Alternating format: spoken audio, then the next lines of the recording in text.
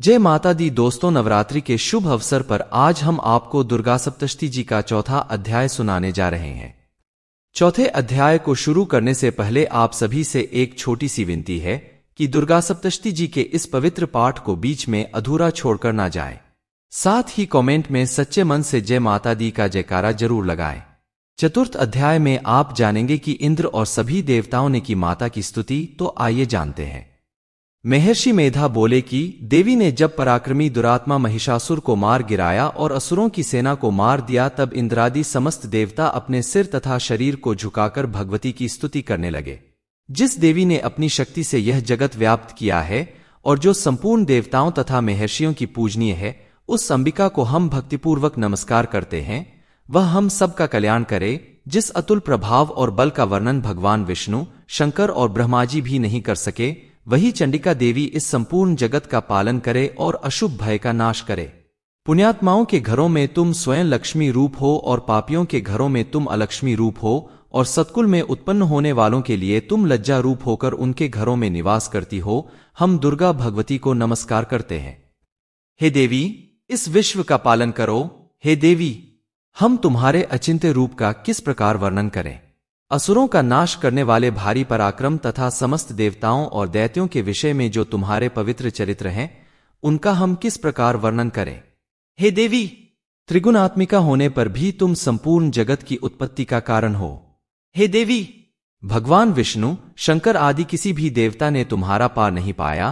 तुम सबकी आश्रय हो। यह संपूर्ण जगत तुम्हारा ही अंश रूप है, क्योंकि तुम सबकी आदिभूत प्रकृति हो। हे देवी, तुम्हारे जिस नाम के उच्चारण से संपूर्ण यज्ञों में सब देवता तृप्ति लाभ करते हैं, वह स्वाहा तुम ही हो।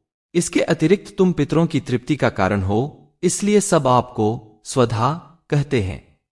हे देवी, वह विद्या जो मोक्ष को देने वाली है, जो अचिंत्य महाज्ञान स्वरूपा है, तत्वों के सार को वश में करने वाले, संपूर्ण दोषों को दूर करने वाले, मोक्ष की इच्छा वाले मुनिजन जिसका अभ्यास करते हैं, वह तुम ही हो। तुम वाणी रूप हो और दोष रहित ऋग तथा यजुर्वेदों की एवं उद्गीत और सुंदर पदों के पाठ वाले सामवेद की आश्रय रूप हो।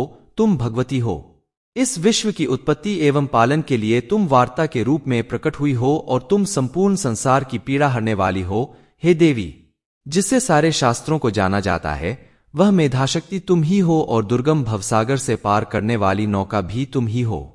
लक्ष्मी रूप से विष्णु भगवान के हृदय में निवास करने वाली और भगवान महादेव द्वारा सम्मानित गौरी देवी तुम ही हो। मंद मंद मुस्कान वाले निर्मल पूर्णचंद बिंब के समान और उत्तम सुवर्ण की मनोहर कांति से कमनीय तुम्हारे मुख को देखकर भी महिषासुर क्रोध में भर गया। यह बड़े आश्चर्य की बात है। और हे देवी, तुम्हारा यही मुख जब क्रोध से भर गया तो उदयकाल के चंद्रमा की भांति लाल हो गया और तनी हुई भौहों के कारण विकराल रूप हो गया। उसे देखकर भी महिषासुर के शीघ्र प्राण नहीं निकल गए। यह बड़े आश्चर्य की बात है। आपके कुपित मुख के दर्शन करके भला कौन जीवित रह सकता है। हे देवी, तुम हमारे कल्याण के लिए प्रसन्न हो जाओ। आपके प्रसन्न होने से इस जगत का कल्याण होता है, और जब आप क्रोधित हो जाती हैं तो कितने ही कुलों का सर्वनाश हो जाता है। यह हमने अभी अभी जाना है कि जब तुमने महिषासुर की बहुत बड़ी सेना को देखते देखते मार दिया है। हे देवी, सदा प्रताप देने वाली तुम जिस पर प्रसन्न हो जाती हो, वही देश में सम्मानित होते हैं। उनसे ही धन यश की वृद्धि होती है। उनका धर्म कभी शिथिल नहीं होता है और उनके यहां अधिक पुत्र पुत्रियां और नौकर होते हैं। हे देवी, तुम्हारी कृपा से ही धर्मात्मा पुरुष प्रतिदिन श्रद्धापूर्वक यज्ञ करता है और धर्मानुकूल आचरण करता है, जिसके प्रभाव से स्वर्गलोक की प्राप्ति होती है, क्योंकि तुम तीनों लोकों में मनवांछित फल देने वाली हो।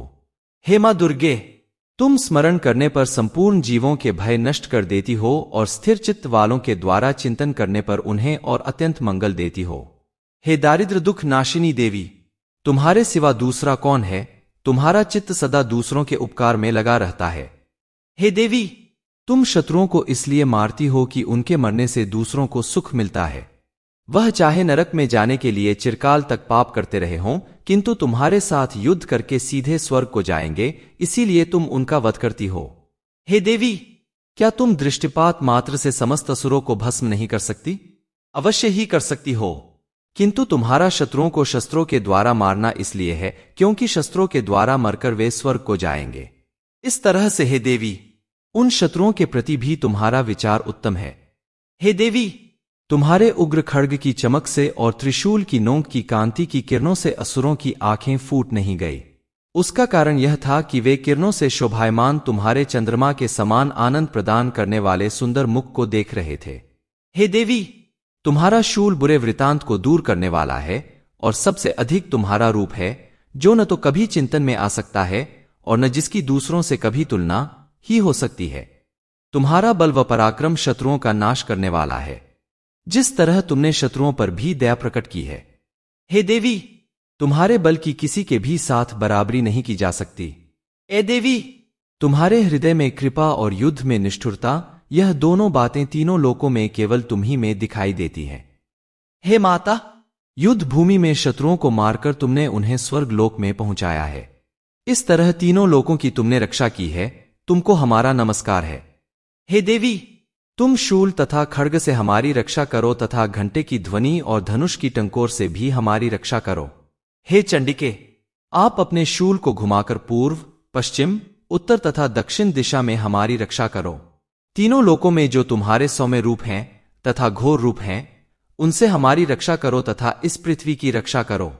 हे अंबिके, आपके कर पल्लवों में जो खड्ग, शूल और गदा आदि शस्त्र शोभा पा रहे हैं, उनसे हमारी रक्षा करो। यह वृतांत सुनाने के बाद महर्षि बोले कि इस प्रकार जब सब देवताओं ने जगत माता भगवती की स्तुति की और नंदवन के पुष्पों तथा गंध अनुलेपों द्वारा माता का पूजन किया, और फिर सबने मिलकर जब सुगंधित व दिव्य धूपों द्वारा उनसे निवेदन किया, तब देवी ने प्रसन्न होकर कहा, हे देवताओं, तुम सब मुझसे मनवांछित वर मांगो। देवता बोले, हे भगवती, तुमने हमारा सब कुछ कार्य कर दिया, अब हमारे लिए कुछ भी मांगना बाकी नहीं रहा, क्योंकि तुमने हमारे शत्रु महिषासुर को मार डाला है। हे महेश्वरी, तुम इस पर भी यदि हमें कोई वर देना चाहती हो तो बस इतना वर दो कि जब जब हम आपका स्मरण करें तब तब आप हमारी विपत्तियों को हरण करने के लिए हमें दर्शन दिया करो। हे अंबिके, जो कोई भी तुम्हारी स्तुति करे तुम उनको वित्त, समृद्धि और वैभव देना। महर्षि बोले, हे राजन, देवताओं ने जब जगत के लिए तथा अपने लिए वर मांगा तो तथास्तु कहकर देवी अंतर ध्यान हो गई। महर्षि आगे बोले कि हे राजन, जिस प्रकार तीनों लोकों का हित चाहने वाली यह भगवती देवताओं के शरीर से उत्पन्न हुई थी, वह सारा वृतांत मैंने तुझसे कह दिया है, और इसके पश्चात दुष्ट असुरों तथा शुंभ निशुंभ का वध करने और सब लोगों की रक्षा करने के लिए किस प्रकार गौरी देवी के शरीर से उत्पन्न हुई थी, वह सारा वृतांत मैं यथावत वर्णन करता हूं। इस प्रकार दुर्गा सप्तशती जी का चौथा अध्याय समाप्त होता है। अब माता रानी जी का आशीर्वाद पाने के लिए कमेंट में जय माता दी का जयकारा जरूर लगाएं और वीडियो को लाइक करके चैनल को सब्सक्राइब जरूर करें, क्योंकि बहुत ही जल्द दुर्गा सप्तशती जी का 5वां अध्याय हमारे चैनल पर आने वाला है। धन्यवाद।